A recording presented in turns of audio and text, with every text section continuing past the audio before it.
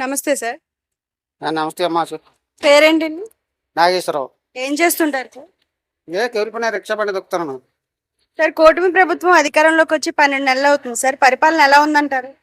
పరిపాలన బాగానే ఉంది. మరి పింఛన్ రాయట్లే. మరి పని కష్టపడలేకపోతున్నాం. మరి పెన్షన్ రాయట్లేదా సార్? రాయట్లేదు. మరి బళ్ళు తొక్కలేకపోతున్నాం. మరి రిక్షా కార్మికులకు కానీ లేబర్ కార్మికులకు కానీ మరి ఏమి ప్రభుత్వం అమలు చేస్తలేదు. మరి అమలు చేయట్లేదు కదా. పెన్షన్ పెట్టారా మీరు? పెట్టాం, ఇంకా కాగితాలు తీసుకోలేదంట కదా. అంటే గత ప్రభుత్వం నుంచి రావట్లేదన్నా, ఈ ప్రభుత్వం రాలేదా? గత ప్రభుత్వంలో రాస్తా ఉన్నారు, అది రాయలేదు. ఈ ప్రభుత్వం వచ్చింది రాస్తా ఉన్నారు, ఇది రాయలేదు. అది ఎప్పుడైనా ఏం చెప్తున్నారు సచివాలయంలో? ఇంకా ఆర్డర్ పెట్టలేదంట కదా. ఆర్డర్ పెట్టలేదు. అదే ప్రజెంట్ ఇంకా ఓపెన్ చేయలేదు, సైట్ లో ఓపెన్ అదే ఎంపీటీసీకి ఇచ్చాం కాగితాలు. ఎమ్మెల్యే గారికి ఇస్తాను తీసుకున్నాడు, ఇవ్వలేదు. అప్పుడు వైఎస్ఆర్సీపీ పార్టీ వాళ్ళు ఇదే చంద్రబాబు పరిపాలన వ్యతిరేకత వచ్చిందని మాట్లాడుతున్నారు, నిజమేనా? ఏం మరి ఏ పరిపాలన వచ్చినా మరి ఒకలాగానే ఉంది కదా. అదే కాదు, కొద్దిగా రేట్లు తగ్గుతాయి అంత మరి. ఎలా ఉన్నాయి ఇప్పుడు రోడ్ల పరిస్థితులు అన్నీ ఎలా ఉన్నాయన్న? రోడ్లు బాగానే ఉన్నాయి. ఆ రోడ్లే ఉన్నాయి, చంద్రబాబు వేయించిన రోడ్లే ఉన్నాయి అప్పుడు. అంటే ఇప్పుడు మొత్తం గుంతలన్నీ పూడ్చేమో, రోడ్లని కొత్త అదే కొత్త రోడ్లు వేస్తారు, కేవలం పోతే వేస్తారు కొత్త రోడ్లు. అది చంద్రబాబు పరిపాలనలో రోడ్లే ముందు పట్టించుకుంటాం. ఎలా ఉన్నాయి ఇప్పుడు మీ పరిస్థితులు? ఎలా ఉన్నాయి ఇప్పుడు? మీరు రిక్షా తోక్కుంటారు కదా, ఎలా ఉంది జీవనం? ఏమన్నా ఇక పనులకి ఖాళీ కూర్చొని ఉన్నాం. ఈయన నేను ఎవరు పిలిచేవాడు లేడు, సాయంకాలం రూపాయి ఇచ్చేవాడు లేడు. సాయంకాలం మార్కెట్ పడిపోయిందంటే మార్కెట్ లేదు. మార్కెట్ పడిపోయింది. పెరుగుడు విరుగుడు కూడా అంటారు. ఇది అందరు బిల్డింగ్లు డబ్బులు ఉన్నాయని కడతారు కోట్లు పెట్టి. ఇప్పుడు అపార్ట్మెంట్లు ఖాళీగానే ఉన్నాయి. అలాగే దీని స్పీడ్ అయిపోయింది, స్లో అయిపోతుంది. ప్రభుత్వం మీకు ఏ రకంగా ఆదుకుంటే బాగుంటది అంటారు? ఇప్పుడు మీలాంటి ఏదో ఒక రకాలుగా కొంతమంది మేలు జరుగుతుంది, కొంతమంది వ్యతిరేకంగా ఉంటారు. రకరకాల అందరూ ఒక రకంగా ఉంటారుగా. అందరూ ఏ మంచిదావని పార్టీ చెడ్డదావని రెండేపులు ఉంటారు. ఎవరు ఎక్కువ మంది ఉన్నారు అనేది ఓట్ల ఎలక్షన్ లో తెలుస్తుంది.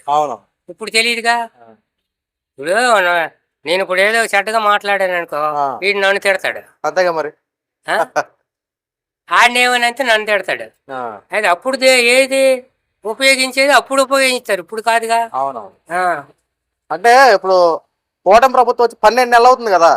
12 నెలలు చేసింది ఏంటి అసలు? మరి చేసింది ఏంటంటే రోడ్లు బాగు చేశారు. పింఛన్లు మరి 4,000 అన్నారు, 4,000 ఇస్తున్నారు. అప్పుడు సంవత్సరం పెంచాడు. ఇప్పుడు కరెక్ట్ గా ఇచ్చేస్తాను. ఇంకేముంది, బియ్యం ఇస్తాను. బియ్యానికి డబ్బులే ఇస్తారా తర్వాత అంటారు, బియ్యం అవ్వలేదు అంటారు, అమ్మేస్తాను.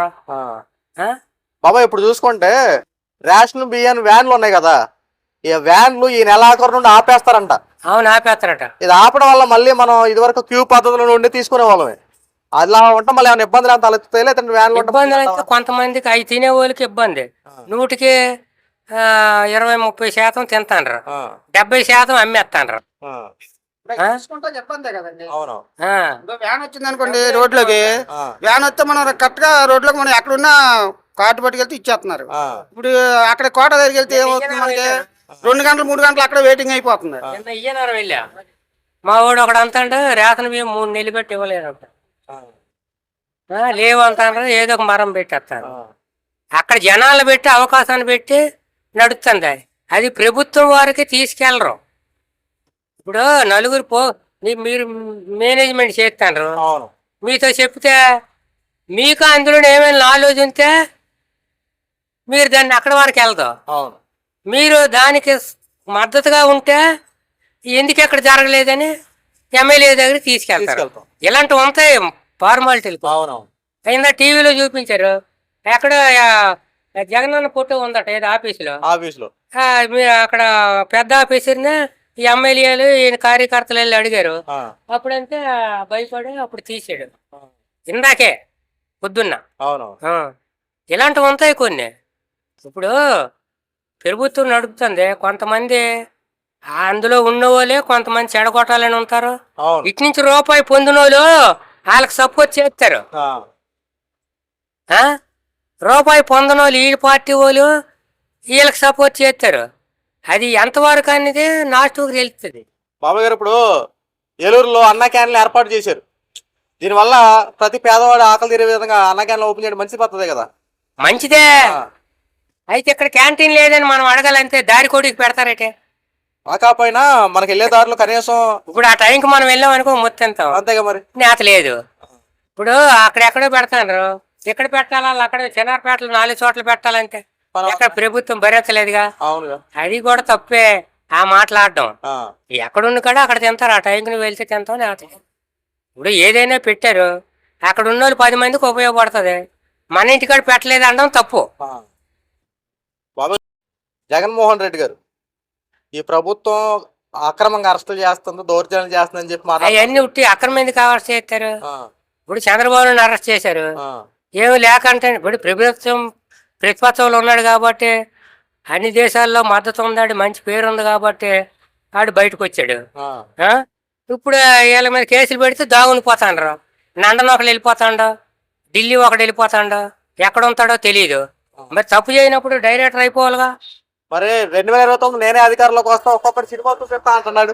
అయ్యి ఇప్పుడు మాటలు కావయ్యి, ఆ, ఆ వేళ మాటలు కావాలి. ఆ, ఆ వేళ ఎలక్షన్ రోజునే ఒక బస్సు తిరగలేదు.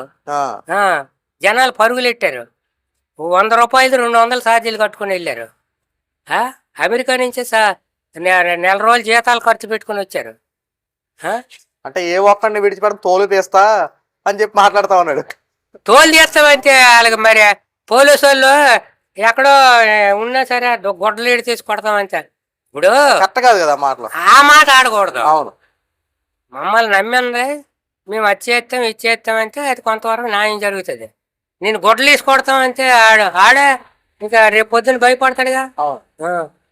ఇప్పుడు చెప్పిన నేను తప్పు చేయకపోయినా సరే నువ్వు తీసుకెళ్ళి నన్ను అక్కడ వేస్తావు ఆ, అంటే, ఎందుకంటే ఆడు చెప్పాడు కాబట్టి నువ్వు చెయ్యాలి.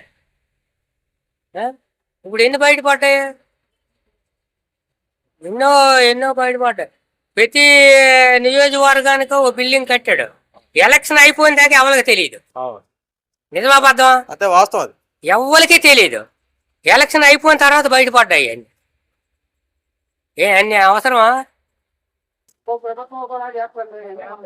అడగండి. ఆంధ్ర రాష్ట్ర ప్రజలకి పథకాలు అవసరం, అభివృద్ధి అవసరం అంటారు. అభివృద్ధి అవసరం.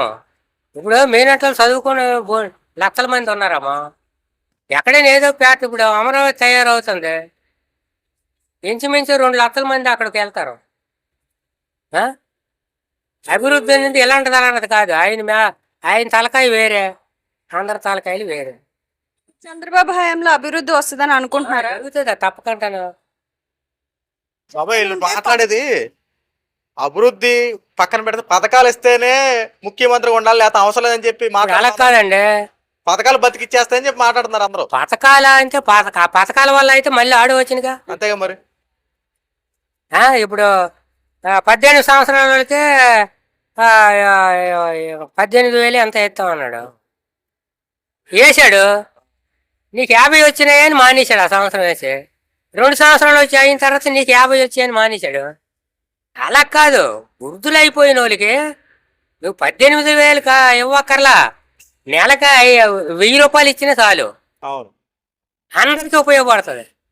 18 సంవత్సరాలకు అమ్మాయి ఉంది ఏమనకూడదు, కానీ ఆవిడకి డబ్బులు ఎత్తే సుఖమే ఉంది. ఆయన కూడా అడగండి.